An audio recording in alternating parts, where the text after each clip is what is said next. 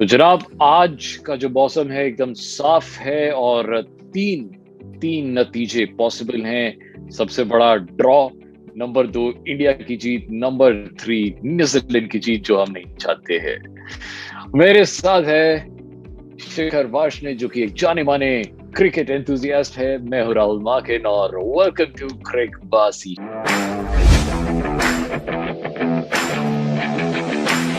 शिखर, आपकी आंखों से लग रहा है कि आप रात को बहुत लेट सोए हैं कल। तो हाँ बताइए जी। जी, दोपहर से रात का जो समरी थी कल के मैच की, कल के दिन की, फिफ्थ डे की, वो क्या थी? समरी ये थी कि मैच 1 घंटे देर से शुरू हुआ पर पूरा मैच हमें देखने को मिला। हम्म। हुआ ये था कि न्यूजीलैंड जो ओवरनाइट स्कोर 101 पे 3 बैटिंग कर रही थी, उसके बाद न्यूजीलैंड आती है बैटिंग करने और लंच से पहले इंडियन टीम 3 विकेट ले लेती है काफी जल्दी जल्दी। बट दिन खत्म होने से पहले पहले हम 249 पे न्यूजीलैंड की ऑल टीम आउट कर देते हैं, जिसमें विलियमसन ने बहुत अच्छी बैटिंग करी। 49 तक वो टिके रहे, बहुत धीरे खेले। हम्म। इंडियन टीम की तरफ से शमी को 4 विकेट मिले, ईशांत को 3, अश्विन को 2, जडेजा को 1। बुमराह के हाथ में एक भी विकेट नहीं आया, वो थोड़ी सी सरप्राइजिंग बात थी। और बाकी फिर न्यूजीलैंड की टीम के पास थी 32 रन की लीड। इंडियन टीम बैटिंग करने आती है तो रोहित शर्मा और गिल बैटिंग करने आते हैं, जिसमें गिल जल्दी आउट हो जाता है, एलबीडब्ल्यू सऊदी विकेट ले लेता है। उस वक्त रोहित शर्मा भी 30 रन के स्कोर पे आउट हो जाता है। तो फिलहाल बात यह है कि ओवरनाइट स्कोर इंडिया का है 64 पे 2, जिसमें इंडिया 32 रन से लीड कर रही है और विराट कोहली और चेतेश्वर पुजारा ये मतलब दो बैटिंग कर रहे हैं। मतलब इफेक्टिवली इंडिया का स्कोर जो है वो 32 रन है। तो 32 इफेक्टिवली इंडिया का स्कोर कल जो 32 रन। शुरुआत होगी, हाँ, जो मतलब आज दोपहर को जो शुरुआत होगी वो 32 रन के आगे से होगी। तो अगर इंडिया आज 150 रन मारती है तो इसका मतलब है कि न्यूजीलैंड को 183 मारने हैं जीतने के लिए। अब जी देखते हैं क्या क्या प्रोबेबिलिटीज हो सकती हैं। प्रोबेबिलिटी नंबर 1 के, क्योंकि ये लास्ट डे है, सिक्स्थ डे है और बॉल बॉल स्पिनर्स को काफी फेवर करेगी ऐसा लग रहा है। और न्यूजीलैंड के पास कोई स्पिनर है नहीं, बट न्यूजीलैंड के पास इतना खतरनाक पेस अटैक है। जो उनके 5 बॉलर्स हैं उनमें से 2 जो हैं वो इस समय आईसीसी रैंकिंग में नंबर 10 के अंदर आते हैं। तो मतलब बड़ा ही खतरनाक। ऊपर से जेमिसन, जेमिसन तो मतलब एक तरह का हुआ बन गया इंडियंस के यार, लिए। वो एक तो तो खुद एक वो बुरा 7 सपना फुट नहीं का होता है। बंदा है ऊपर हाँ, से। वो हाँ यार, इंडियन टीम के एक्चुअली लिए बुरा सपना सा सिक्स बन गया।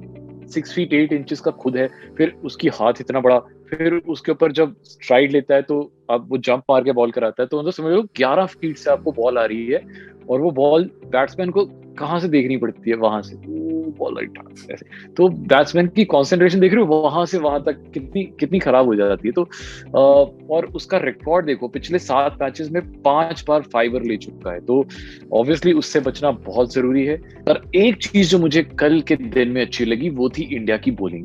आपने कहा कि 101 पे 1 था और उसके बाद 249 पे ऑल आउट कर दिया। एक बुमराह को छोड़ के, बुमराह 101 पे 3 मतलब थे अपनी, राहुल भाई।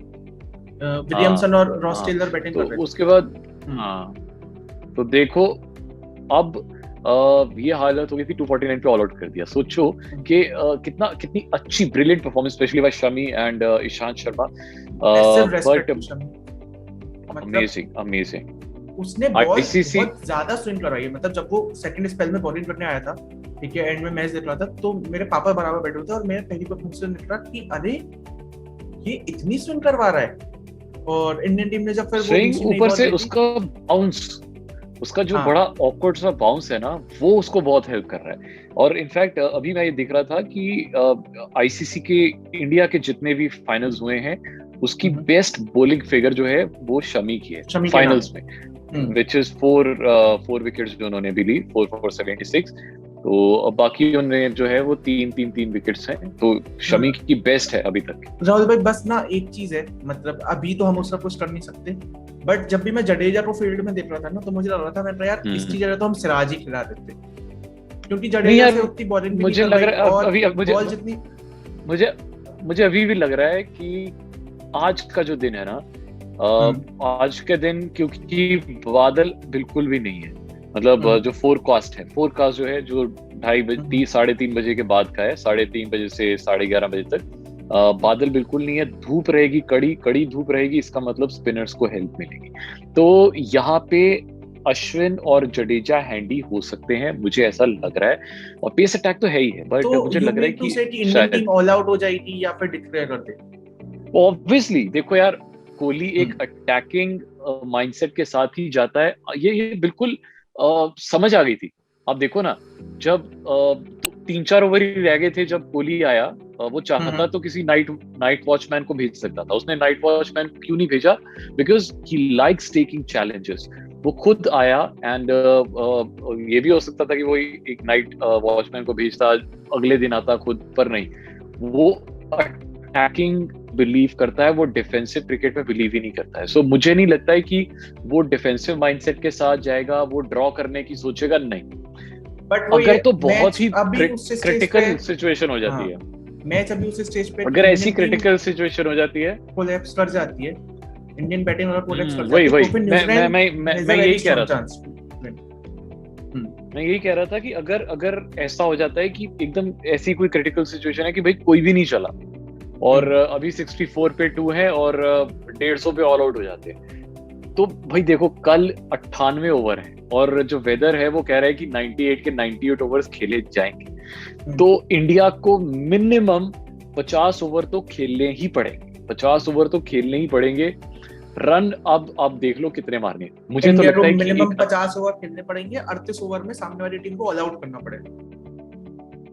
38 नहीं 48, 48 ओवर तो हाँ, तो आई थिंक वो कर सकते हैं, but only when in 50 overs में 2-3 बैट्समैन चल जाए, और वो बैट्समैन होने चाहिए एक ऋषभ पंत, एक जडेजा, क्योंकि पुजारा से हम यही उम्मीद कर सकते हैं कि भाई वो एक और एंड एक संभाल विराट करेगी, और कोहली से एक हाफ सेंचुरी तो मिनिमम आ ही जाए। सो वी एक्सपेक्टिंग कि भाई 50 ओवर में एटलीस्ट 150 रन तो मिनिमम हो, 150 रन मारे, और प्लस ये 32 रन का जो लीड है, विच मींस 182 हमारे पास हो जाएंगे।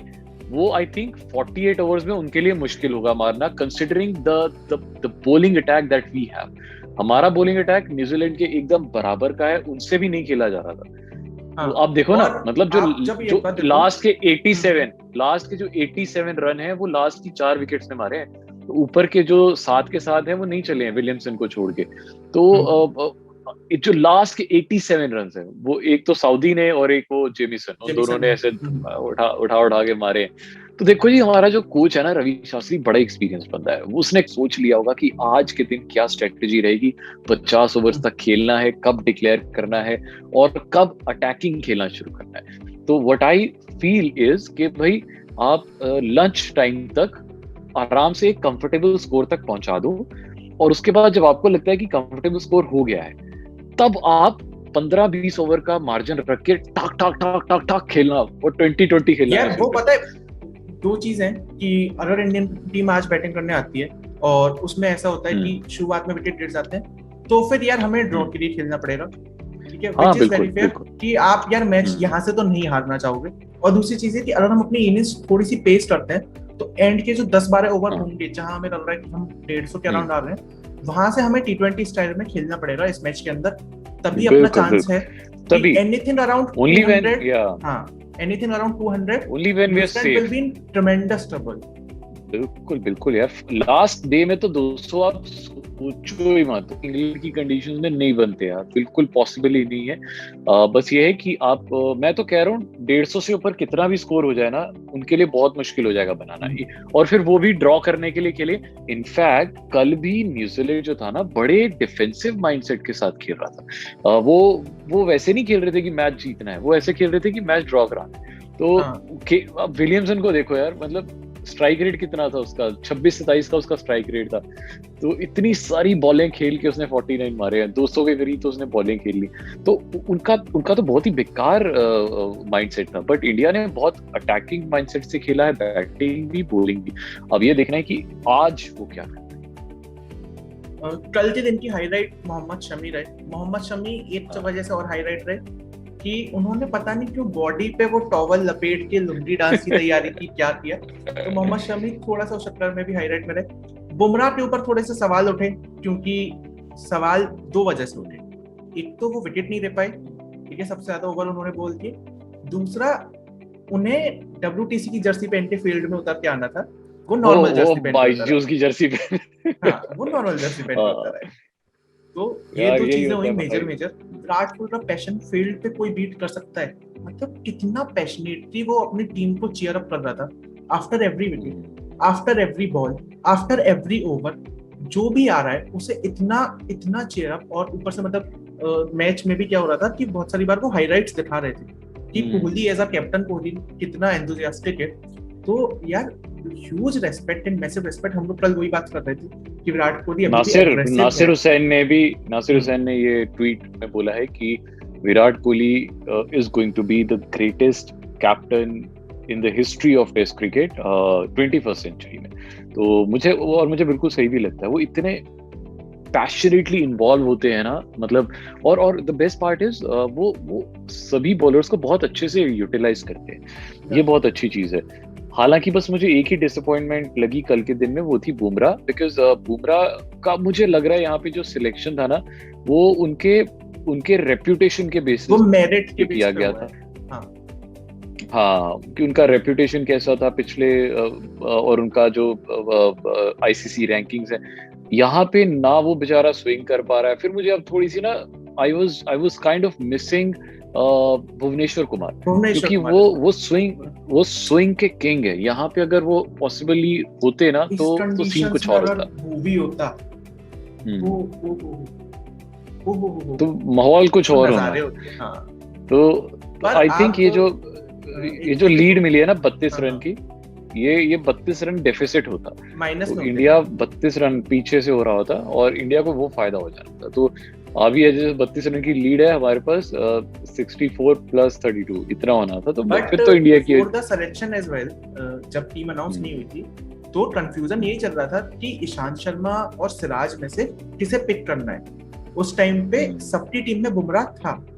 अभी एकदम से वक्त बदल दिए, जज्बात बदल दिए कि बुमराह परफॉर्म नहीं कर रहा है तो फिर वो यार कहेंगे ये अरे तो मैंने आपको पहले भी इस टाइम भी बोला था, जब हम अपनी 11 बना रहे थे ना, प्लेइंग 11, तब मैंने कहा था देखो कि हमारी टीम में है तो सही बुमराह, पर उसकी जो पास्ट 1-1.5 साल का जो हम देख रहे हैं ना, जो उसका एक्सपीरियंस है, चाहे वो आईपीएल हो, चाहे वो 50-50 हो, चाहे वो टेस्ट हो, पिछले 1.5 साल से वो बहुत अच्छा परफॉर्म नहीं कर रहा है। May be because of his injury, जब से वो इंजरी से वापस आया है, may be some other reason, वो क्या है, बट कुछ तो है।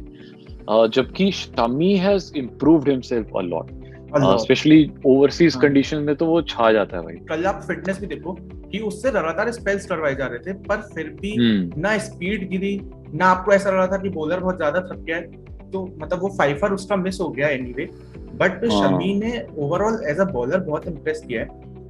खैर आज की प्रेडिक्शन तो यही है कि इंडिया अराउंड 200 के करीब बनाए, उसके बाद न्यूजीलैंड को बैटिंग करने उतारे और जल्दी जल्दी उनकी टीम को कर दे आउट, और फिर अपना वो ब्रदर लेके आए घर पे। बाकी ब्रदर घर पे आए ना आए, आपके घर पे जरा वाउचर्स पहुंच जाएंगे, आपके घर पे इनाम पहुंच जाएंगे। राहुल भाई अभी आपसे सवाल पूछेंगे और आपको फिर उसका जवाब देना है।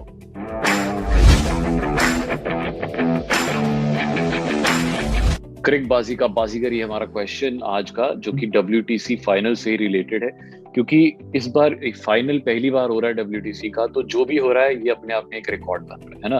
तो सबसे पहला जो क्लीन बोल्ड है वो शमी ने किया है, तो ये अपने आप में एक रिकॉर्ड है। इसे इतिहास के पन्नों में याद किया जाएगा। बच्चे पूछेंगे कि भाई WTC फाइनल में सबसे पहला शमी ने डंडे उड़ाए थे।